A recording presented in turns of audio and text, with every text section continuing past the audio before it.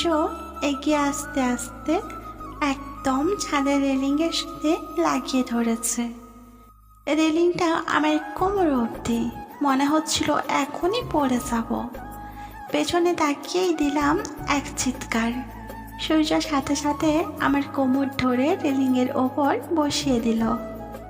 এবার আর আমার বাঁচার উপায় নেই, যদিও সূর্য আমার কোমর ধরে রেখেছিল, কিন্তু এই বরযাত্রাকেও একটুও বিশ্বাস নেই। আমি 2 হাত দিয়ে সূর্যর গলা চাপটে ধরি। প্লিজ প্লিজ ফেলে দিয়েন না, আমি চাই না আপনি বিধবা হন। কি? না মানে বলছিলাম মুসু মাহারা হবে। সারাক্ষণ মুখে শুধু আজে বাজে কথা। আজে বাজে কথা? কোনটা আজে বাজে কথা? আমাকে রেলিংয়ের ওপর উঠিয়েছেন কি নাগিন ডান্স দেখানোর জন্য? না, একটা শিক্ষা দেওয়ার জন্য। শিক্ষার যেমন সময় নেই, মাইর খাওয়ারও কোনো বয়স নেই। মায়ের যদি খেতে না চান তাহলে এক্ষুনি নামান বলছি। সূর্য আমায় একটু নিচের দিকে এলিয়ে দিয়ে বলল, আমাকে মায়ের দিবা, তাই না? আমি চোখ বন্ধ করে বললাম, এই কথা আমি জীবনেও ভাবতে পারি না, সত্যি বলছি, ছেড়ে দেন প্লিজ। তুমি খুব চালাক। এ আবার নতুন কি? কি বললে? না, বললাম যে আপনি যা বলেন সবই নতুন। সূর্য আমার কথা শুনে একটু হাসলো, এরপর সোজা করে বসিয়ে বলল, তোমাকে এখানে কেন বসিয়েছি জানো? ওরে গুন্ডারে, ফাঁসি দেওয়ার আগে আসামিকে জিজ্ঞেস করা হচ্ছে তোমাকে দড়ি কেন পড়াচ্ছি জানো? মনের কথা মনে রেখেই বললাম, কি করে জানবো আমি? হুম, না জানারই কথা। আর অপরিচিত কোনো ছেলের সাথে কথা বলবে? একদম না, জীবনেও না, মরে গেলেও না। হয়েছে, থামো। এবার নামান না প্লিজ। যদি কথার কোনো নড়চড় হয়েছে তাহলে সত্যি বলছি, ছাদ থেকে ধাক্কা দিয়ে ফেলে দেবো। আম্মু, এটা জামাই নাকি জল্লাদ? তোমার জম। সূর্য আমায় নামিয়ে দিতেই আমি বললাম, 100 বার অপরিচিত ছেলেদের সাথে কথা বলবো, 200 বার বলবো, 300 বার বলবো, 1000 বার বলবো, আপনার কি? বলেই দিলাম দৌড়। দৌড়ে আর যাবো কই, একদম পড়লাম মুখ থুবড়ে।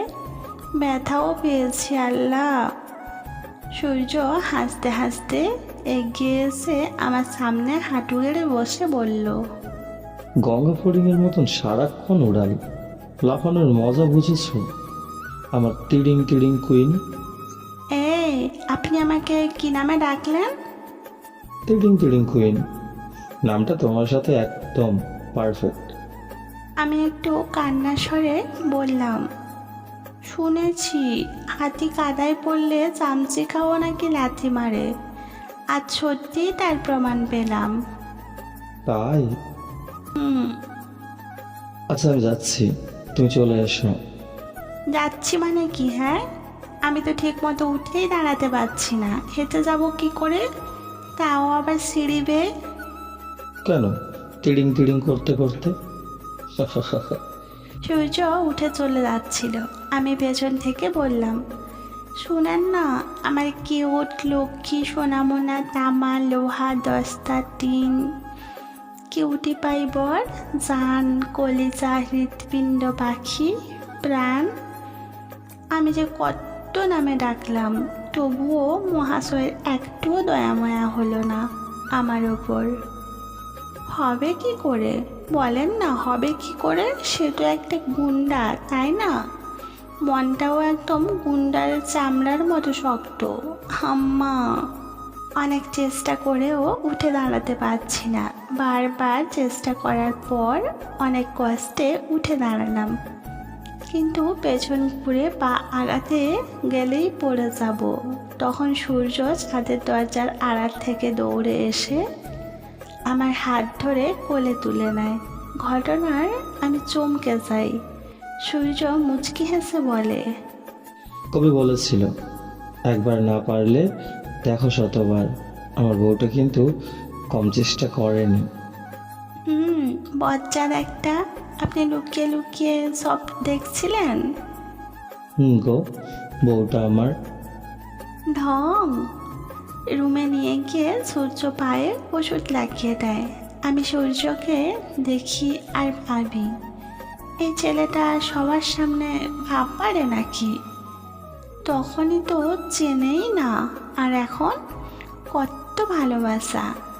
সব চিন্তা ভাবনা বাদ দিয়ে আমি মুস্কানের পাশে শুয়ে পড়লাম। সূর্য বাইরে সব কাজ শেষ করে প্লেটে খাবার নিয়ে আসলো। আমি ততক্ষণে ঘুমিয়ে পড়েছি। সূর্য এসে আমার ঘুম থেকে তোলে। আমার চোখ তখন সম্পূর্ণ ঘুমের সাগরে ভাসছিল। সূর্য বলল, যাও, ফ্রেশ হয়ে আসো। কেন? ডিনার করবে? না, আমি খাবো না, ঘুম পেয়েছে। আরে পাগলি রে, বিয়ে বাড়িতে এসে তো ঘুম। সূর্য আমায় ধরে ওয়াশরুমে নিয়ে মুখ ধুইয়ে দেয়। চোখে মুখে পানির ঝাপটা দেওয়ার পরও আমি ঘুমে ঢুলছিলাম। অনেক জোর করে সূর্য আমায় খাইয়ে দেয়। ঘুমের ঘোরে বুঝতেই পারিনি সূর্য আমায় খাইয়ে দিচ্ছে। না হলে ওই মুহূর্তটাও দ্বিতীয়বারের মতো চোখ ভরে দেখতাম। খাওয়ার শেষে আমি সূর্যর জায়গায় ঘুমিয়ে পড়লাম। আমি শোয়ার পরও যথেষ্ট জায়গা ছিল সেখানে। আমাকে না সরিয়ে সূর্য আমার পাশে শুয়ে পড়ে। আমার চুলে হাত বুলিয়ে বলে, প্রিয়া, একটু বুকে আসবে? তার কথা আমার কান পর্যন্ত পৌঁছালেও ঘুমের কারণে উত্তর দিতে পারছিলাম না। ওভাবেই শুয়ে রইলাম। সূর্য বেশ কয়েকবার কথাটা বলেও যখন কোনো রেসপন্স পেল না, তখন এক হাত কপালের ওপর রেখে চোখ বন্ধ করলো। হুট করে মুস্কান হাত নাড়াচাড়া করে একটা হাত আমার মুখে রাখলো, আর তখনই আমার ঘুমটা একটু হালকা হলো। আমি সজাগ হয়ে মুস্কানের বুকে আলতো করে ছুঁয়ে বুকের সাথে জড়িয়ে নিলাম। পিঠে হাত বুলিয়ে দিলাম। গালে কপালে অতগুলো চুমু খেয়ে কাঁথা বালিশ ঠিক করে দিলাম।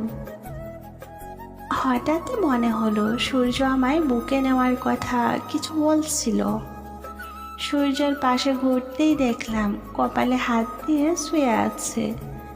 আমি সূর্যের বুকে মাথা রেখে শক্ত করে জড়িয়ে ধরলাম। সূর্য ভয় পেয়ে যায় তখন। পরের মুহূর্তে মুচকি হেসে দিয়ে এক হাত দিয়ে জড়িয়ে ধরে আর অন্য হাত দিয়ে মাথায় হাত বুলিয়ে দেয়। এখনো ঘুমাওনি? ঘুমিয়েছিলাম তো। সূর্য আরো কথা বলছিল, তখন আমি বললাম, চুপ করেন তো, এখন ঘুমান। সূর্যকে চুপ করতে বলারও কারণ ছিল। আমি সূর্যকে তখন অনুভব করছিলাম।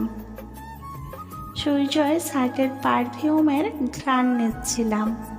সূর্যের বুকে শুয়ে যে শান্তিটা অনুভব করছিলাম, সেটা ভাষায় প্রকাশ করা যাবে না। এক সময় দুজনেই ঘুমিয়ে পড়লাম। বিয়ের দিন সকাল থেকেই বিয়ে বাড়িতে সবাই ব্যস্ত। আমি টুকটাক হেল্প করতে চাইলেও কেউ দেয়নি। তাই মুস্কানকে কোলে নিয়ে ঘুরে ঘুরে সব দেখছিলাম। সূর্য অন্যান্য সাইড সামলাচ্ছিল। হুট করেই রাজের সাথে দেখা হয়ে গেল। রাজ বলল, হ্যাঁ।